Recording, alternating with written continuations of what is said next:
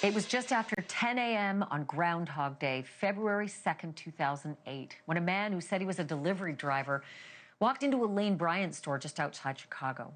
Lane Bryant is a chain of plus-sized clothing stores for women. 4 women were in the store at the time, 2 shoppers, a clerk, and the manager. The man pulled out a .40 caliber Glock and forced the 4 women into the back room. He bound their hands with duct tape and he ordered them face down on the floor. And when 2 more shoppers came into the store, he grabbed them and did the same to them. At 10:44 a.m., the store manager, Rhoda McFarland, was able to manage calling 911 on her cell phone. And the suspect's voice can be heard faintly in the background. Take a listen. 911 emergency. No. Something to do, huh? What is that? That up here. I'm looking at the bullshit. Right? A mere 2 minutes later, a Tinley Park police officer was on the scene at the Lane Bryant store, but it was already too late. By then, the women had all been shot, execution style. 5 of them died right there on the spot. One of them amazingly survived. Police say she had turned her head just as the shooter pulled the trigger.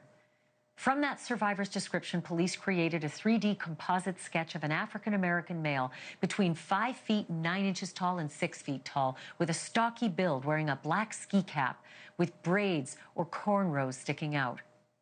The sketch went out nationwide and billboards went up across the Midwest, but 17 and a half years later, the case is still unsolved. The killer is still out there somewhere.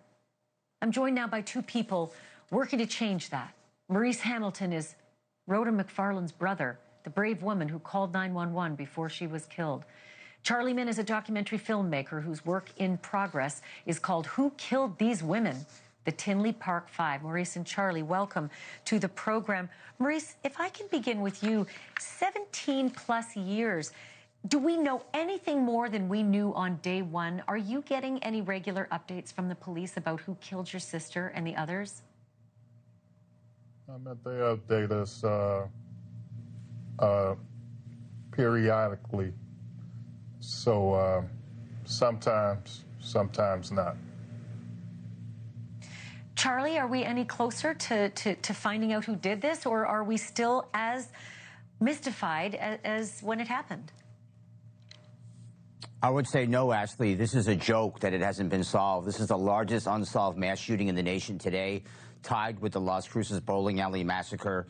We need more awareness thrown at this thing, and a documentary is an excellent platform to inform, educate, and raise that necessary awareness.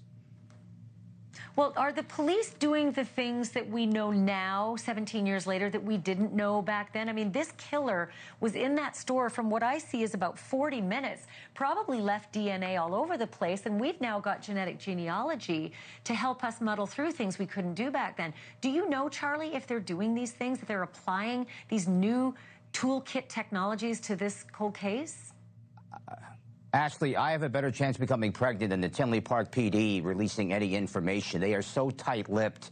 I urge them to allow filmmakers, podcasters, the media to be their friends. Social media, in my opinion, will solve this thing, but they're just so tight-lipped. Open up a little bit. It's been 17 and a half years. Maybe change your strategy a little bit. It's an absolute travesty, Ashleigh, that this is unsolved. When have you ever heard of an unsolved mass shooting before? Ever?